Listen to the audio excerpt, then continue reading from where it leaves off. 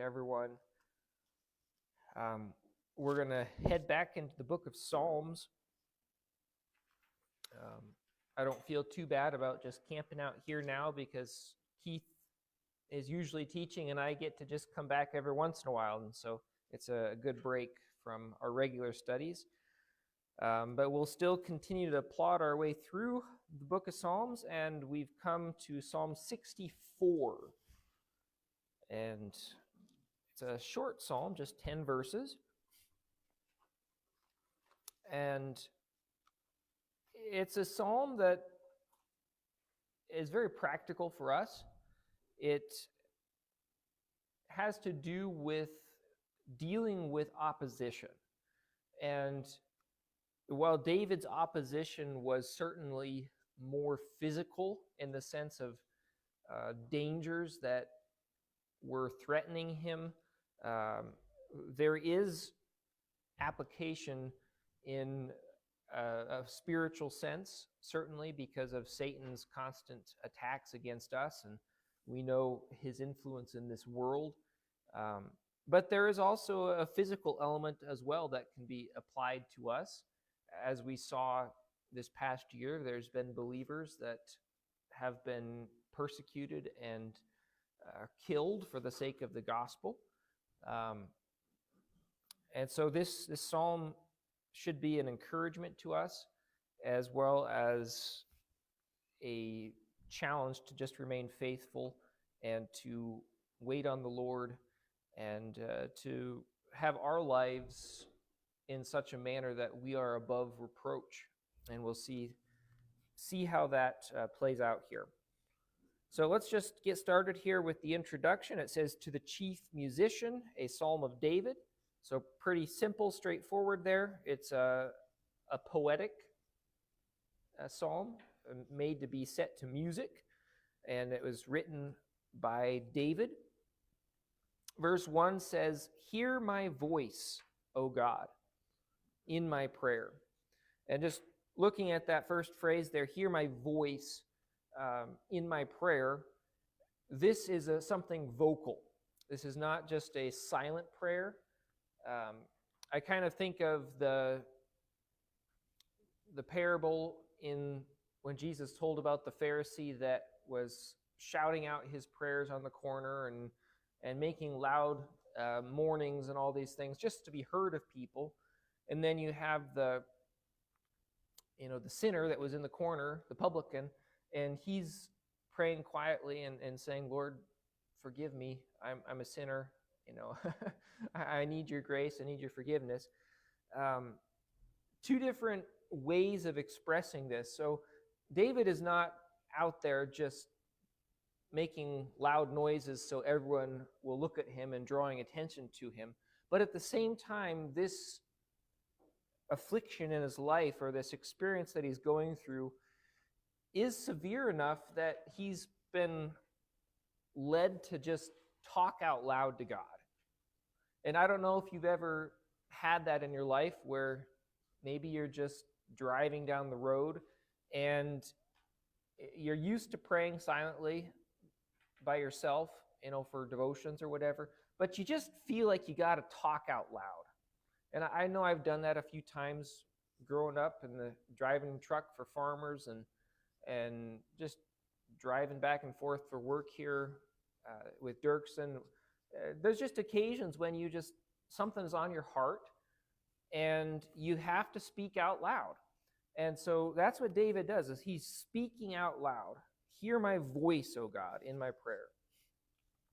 Preserve my life from fear of the enemy."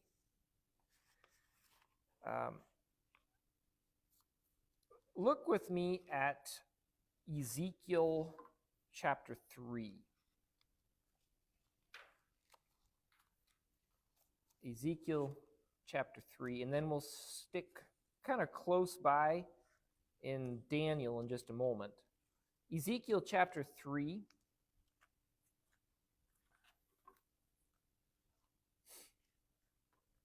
And let's actually start at verse 4, and we'll read down to verse 9. So this is kind of documenting Ezekiel's call to ministry. And look what he says. He said unto me, Son of man, go get thee unto the house of Israel, and speak with my words unto them. For thou art not sent to a people of a strange speech and of a hard language, but to the house of Israel. Not to many people of a strange speech and of a hard language, whose words thou canst not understand. Surely, had I sent thee to them, they would have hearkened unto thee. But the house of Israel will not hearken unto thee, for they will not hearken unto me. For all the house of Israel are impudent and hard-hearted. Behold, I have made thy face strong against their faces, and their forehead strong against their foreheads, or thy forehead strong against their foreheads. As an adamant, harder than flint, have I made thy forehead. Fear them not, neither be dismayed at their looks, though they be a rebellious house. And I chose that passage because as a young man, or maybe not so young, but as a young man that's being called to go into this life of ministry as a prophet of the Lord, and you're going up against people that are completely opposed to you. You know, they're not going to hear your words, Jesus says. And he even says, if I were to send you to a foreign country where you didn't speak the language, and had you bring this message to them, they would hear you. They would listen. They would respond. But no, I'm sending you to a people that know you and that dislike you and that will not hear your message and are going to oppose you. But I've made you like an adamant flint. You know, I'm going to protect you and keep you from harm. So just go and deliver my message. And then let's turn to Daniel chapter 10. Daniel chapter 10. And just a couple verses here. Kind of a different context because Daniel has served the Lord many, many years by this point.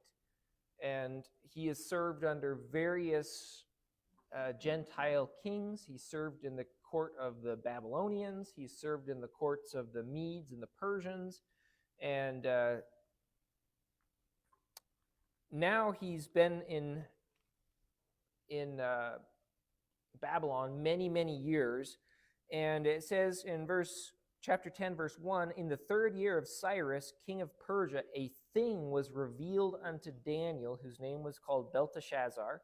And the thing was true, but the time appointed was long, and he understood the thing and had understanding of the vision.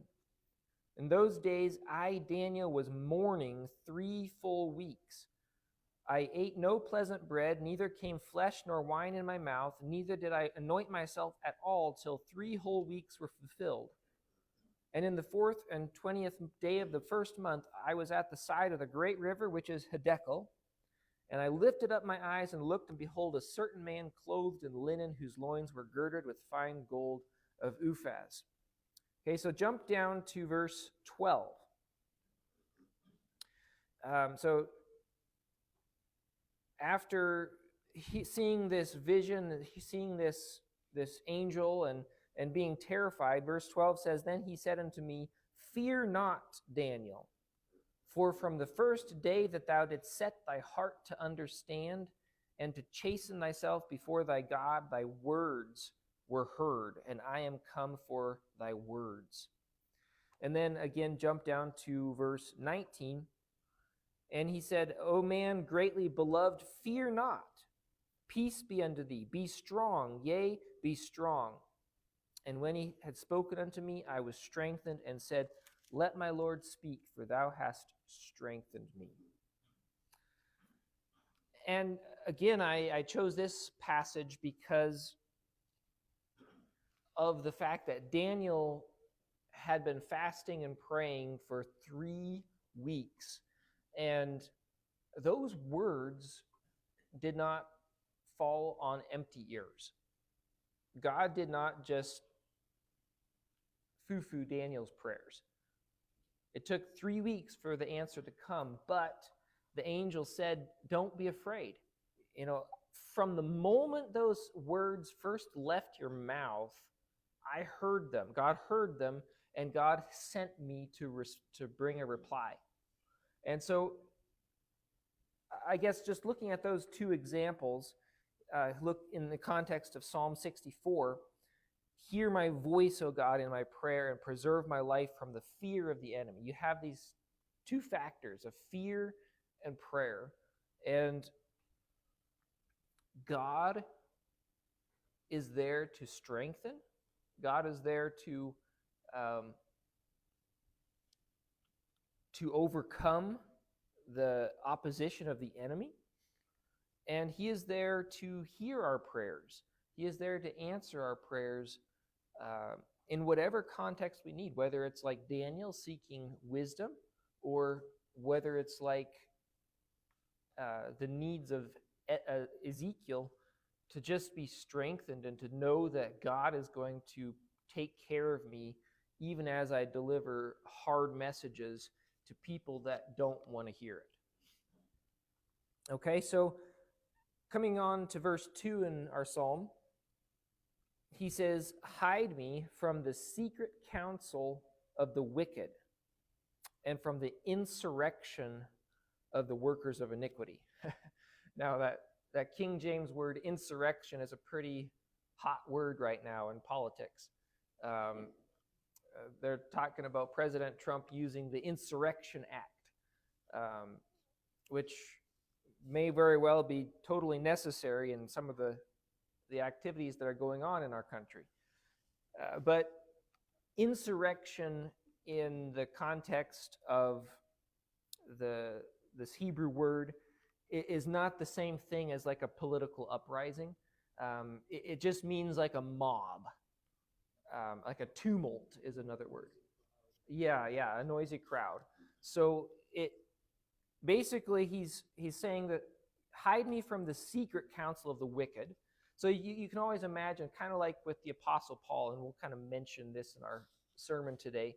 On their first missionary journeys, he and Barnabas had gone into Asia Minor, and they had preached at some different places. And one of their first stops in Asia Minor was Antioch in Pisidia. And they preached for several weeks in the synagogues. And then the Jews began to be jealous because of the crowds of Gentiles that were gathering to hear them. And so from that moment on, they began plotting, and their machinations that were in private worked their way out in the following weeks as they followed the disciples from Antioch down to Iconium, and then Lystra and Derbe and other places. And they just followed them around as these inside troublemakers. They're plotting and planning in the background, and in all these different cities along the way, they're just inciting the people to riots. And so much so that at Lystra, Paul is nearly stoned to death. And in Iconium, I think it's Antioch, they're driven out of the city. So these secret councils and the insurrections or the mobs of the workers of iniquities, very real obstacles. And David faced his share of that type of opposition.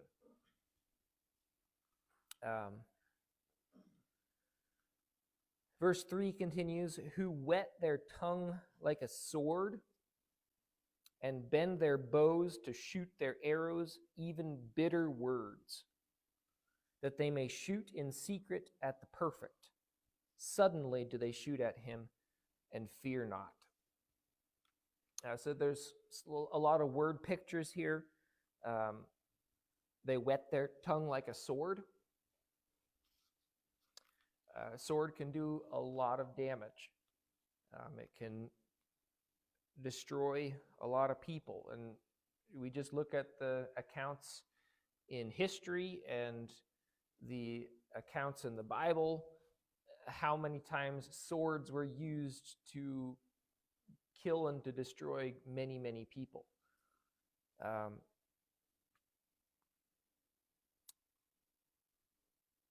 They shoot at him with their arrows. They bend their bows to shoot their arrows, even bitter words.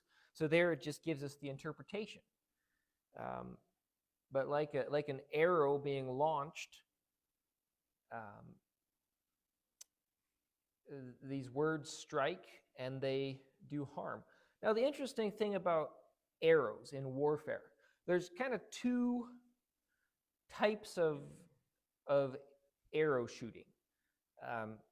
Kind of like in modern weaponry as well. If you think about guns in a battlefield, you have a sniper rifle, and a sniper will find some sniper's nest, and they've got a scope, or else they're very, very accurate with their weapon, and they pick specific targets, and they're very good at hitting their targets. But then you have another type of weapon, which is, the machine gun. And those are not meant to be shot at any one particular target, but they just kind of spray back and forth and shoot all kinds of targets at once. Warfare with arrows was very similar. There were people who were very accurate with arrows, and they could hit targets very, very well. But then they also had their volleys of arrows where people would just put an arrow on the string, pull it back, and launch it into the crowd. They didn't have a specific target in mind. They're just shooting in the direction at the crowd that their commander has told them to shoot at. And so you can see the differences here. They're bending their bows to shoot their arrows, even bitter words, that they may shoot in secret at the perfect, and suddenly do they shoot him and fear not. So you look at social media today, and I kind of look at that as oftentimes it's maybe the pointed specific arrows where people are picking on one individual. They just want to tear down that one person. Or you get these mob groups, and they're trained to chant these things and to yell out this rhetoric, and they're just attacking anybody and everybody who comes along. But either way, those wounds hurt. Those things are damaging.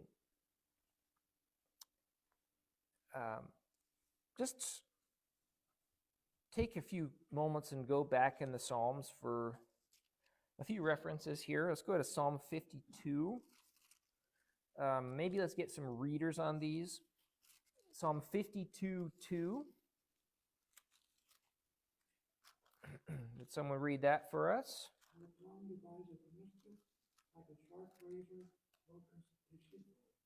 Okay, so there's another description of hurtful words is like a razor blade. Okay, someone else read chapter 57, verse 4. My soul is among lions, and I lie even among them that are set on fire, even the sons of men, whose teeth are spears and arrows, and their tongue a sharp sword. Okay, so again, we have the comparison to arrows, but another illustration is spears. And then lastly, Psalm 59, verse 7. Someone else read that for us.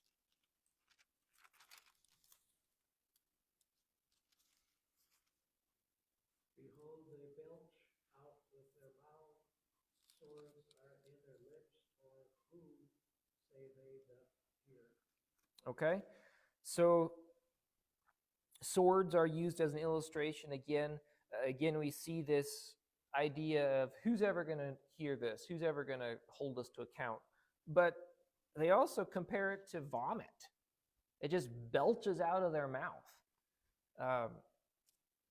It just comes from within, and they cannot hold it in. But that's the kind of opponent, that's the kind of enemies that David had to deal with. And that's the kind of enemies that Christ had to deal with, just the constant slander, the constant accusations. And that's the kind of enemies that we will face. The world is not a friend of Christ. They are not a friend of believers. They are not a friend to our message. And we have to be prepared for that. Real quickly in the New Testament, going to 1 Peter. 1 Peter chapter 2, verse 12.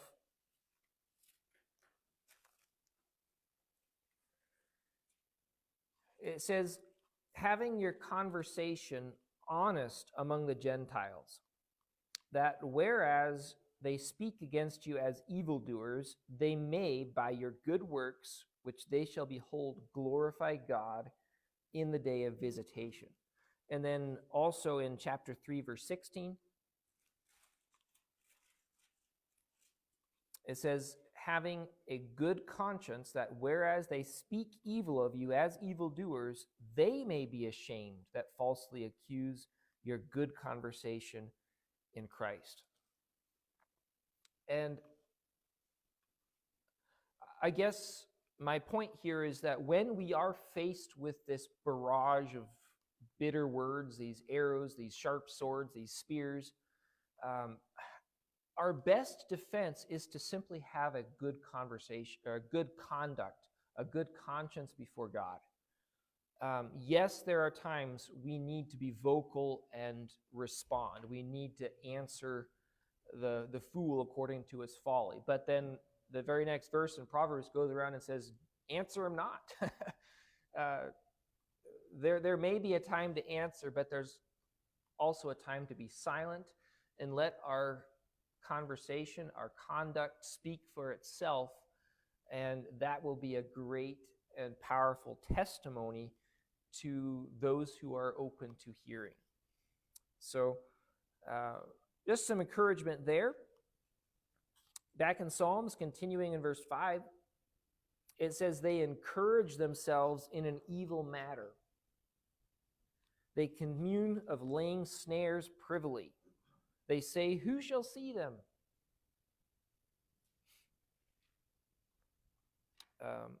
They search out iniquities.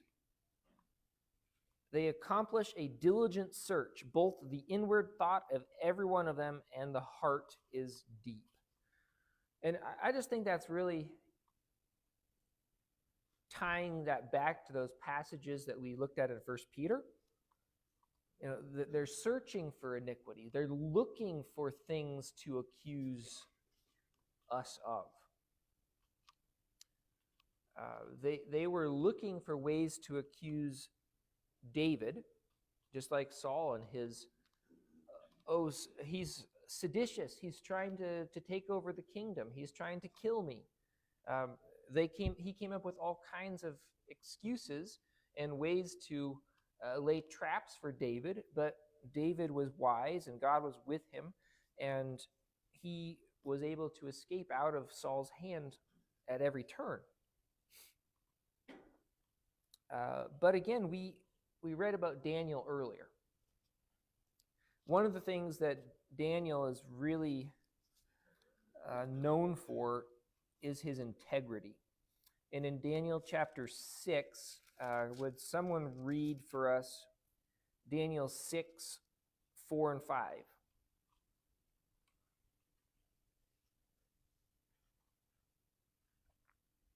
Daniel chapter 6, verses 4 and 5.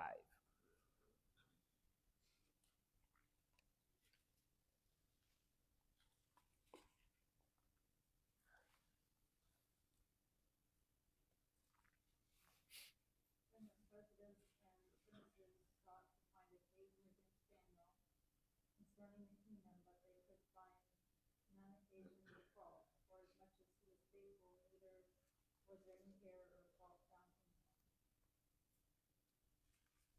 Then said these men, we shall not find any occasion against this Daniel, except we find it against him concerning the law of his God. Okay. So Daniel's integrity preserved him. His opponents could find nothing in his life to just point their finger at and say, we can condemn this guy. You know, it's not like if Nick Shirley were living back then, if you're familiar with who that is, Nick Shirley took his cameras and he walked down the streets of these daycare centers and different places in Minnesota, and he just walked door to door and said, hey, you're supposed to be open for business. Where's your children? Can I enroll a son here? You know, what can I do? And in doing so, he just rolled back the layers upon layers of fraud and corruption. It was easy. And he's still doing it. And you could do that in Washington. Probably any politician, Republican or Democrat, you could probably just go do a little bit of investigating in their life and you just start rolling back the things that you could accuse them of. But Daniel was a man of integrity, and no matter how closely they zoomed in with the microscope on his life, they couldn't find things to accuse him of. And the only thing they could come up with is it's going to have to be against his God. It's going to have to be against his God. And Jesus said to his disciples, if they hate you, it's because they hate me. And that's paraphrased, of course, but if they hate you, it's because they hated me first. So they searched out iniquities. They accomplished a diligent search, and they couldn't find it. Something similar is recorded in the book of Acts, Acts 24. This is a little bit longer of an example, but I think we have time to look at this. Acts 24, the Apostle Paul has been accused by the Jews in Jerusalem, and the Romans have carried him off to Caesarea for his protection. And now the Jews come up from Jerusalem to accuse Paul, and they've got this great lawyer, Tertullius, and he comes up with this great speech and accusation against Paul. Acts 24 verse 5 says, "For we have found this man a pestilent fellow and a mover of sedition among all the Jews throughout the world, and a ringleader of the sect of the Nazarenes, who also hath gone about to profane the temple, whom we took and would have judged according to our law. But the chief captain Lysias came up upon us, and with great violence took him away out of our hands, commanding his accusers to come unto thee, by examining of whom thyself mayest take knowledge of all these things whereof we accuse him. And the Jews also assented, saying these things were so." Okay, so he's got this list of accusations against him. The Jews have their own accusations, saying he's, a blasphemer, he's profaned the temple. According to our law, which Rome has allowed us to maintain, he should be put to death.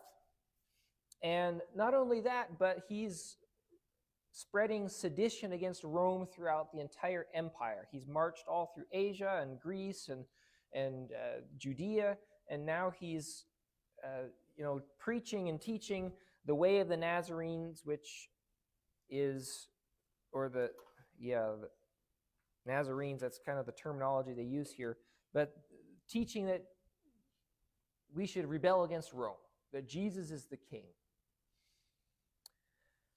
So verse 10, "Then Paul, after the governor had beckoned unto him, spake and answered, Forasmuch as I know that thou hast been many years a judge unto this nation, I do the more cheerfully answer for myself, because that thou mayest understand that there are yet but 12 days since I went up to Jerusalem for to worship, and they neither found me in the temple disputing with any man, neither raising up the people, neither the synagogues, nor in the city.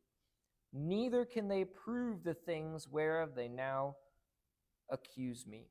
But this I confess unto thee, that after the way which they call heresy, so worship I the God of my fathers, believing all things which are written in the law and in the prophets. So like Daniel, he's just saying, guess what? They can't prove any of these things. They can make all the accusations they want, but they can't prove them. The only thing I'm guilty of is following and worshiping God.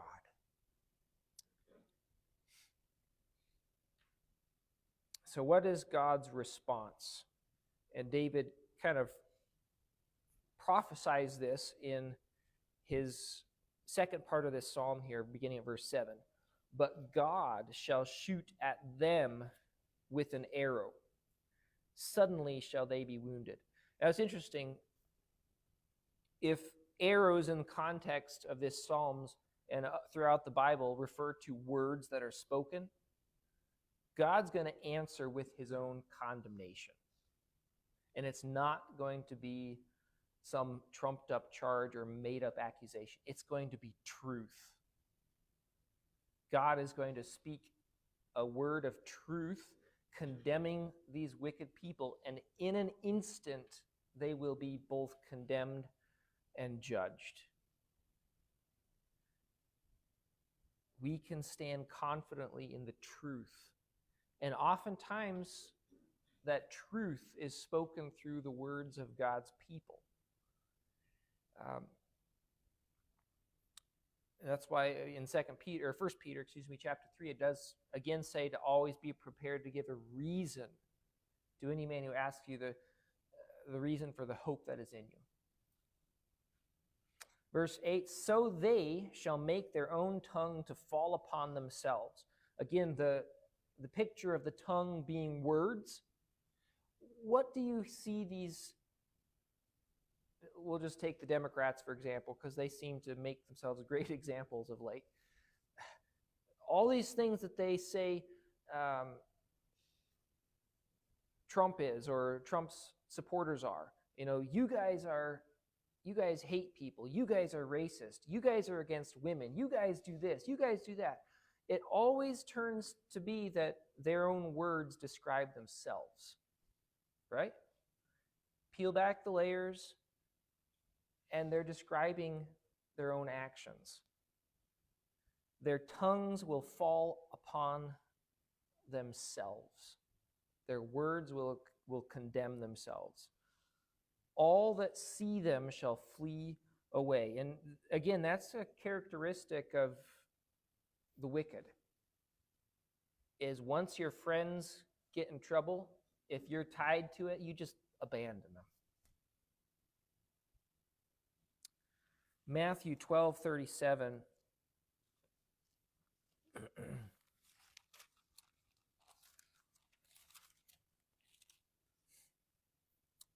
For by thy words thou shalt be justified, and by thy words thou shalt be condemned. Again, just Christ teaching on the importance of our words and our speech here. Verse 9, back in Psalms. And all men shall fear and shall declare the work of God, for they shall wisely consider of his doing. All men shall fear and shall declare the work of God.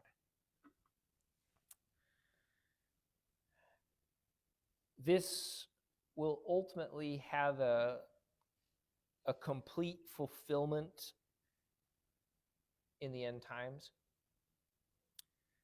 Because today there's always people that no matter how much of God's works that they see, they just mock. They turn away, they rebel. They don't accept his judgments. They look at calamity of others and they say it's bad luck. It's just the way things are. Stuff happens to everybody, whatever their terminology might be. But God says every knee will bow, every tongue confess that Jesus Christ is Lord, to the glory of God the Father. So all men shall fear and shall declare the work of God, for they shall wisely consider of his doing. It reminded me of Revelation chapter 11, because the two witnesses had been preaching and teaching and proclaiming God's word for months and months in the city of Jerusalem, doing miracles. God had supernaturally protected them, allowed them to breathe fire out of their mouth to consume those that would oppose them. All these amazing things. Then finally God allowed them to be killed. And their bodies were laid out in the streets. The whole world watched it and rejoiced.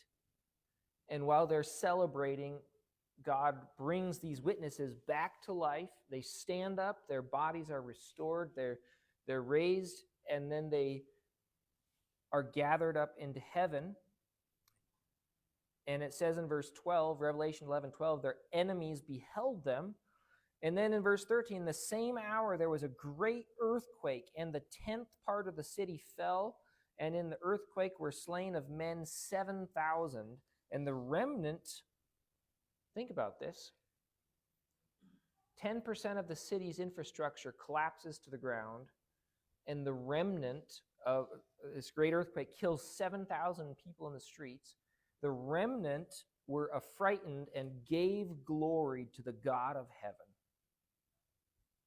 The same people that moments before were celebrating the death of these witnesses suddenly are seeing the work of God and wisely considering their ways. Verse 10 concludes the psalm. The righteous shall be glad in the Lord and shall trust in him, and all the upright in heart shall glory. So we can safely say that David's prayer is answered. God heard him. God preserved his life from fear of the enemy. He hid him. And now David saying, I can rejoice. The righteous shall be glad in the Lord. As long as I'm trusting in him, and if I'm upright in my heart, I can glory in the Lord. So, any comments or thoughts from that chapter? I'm wondering how many people, no matter how good or bad, read some of this and think, I'm one of it.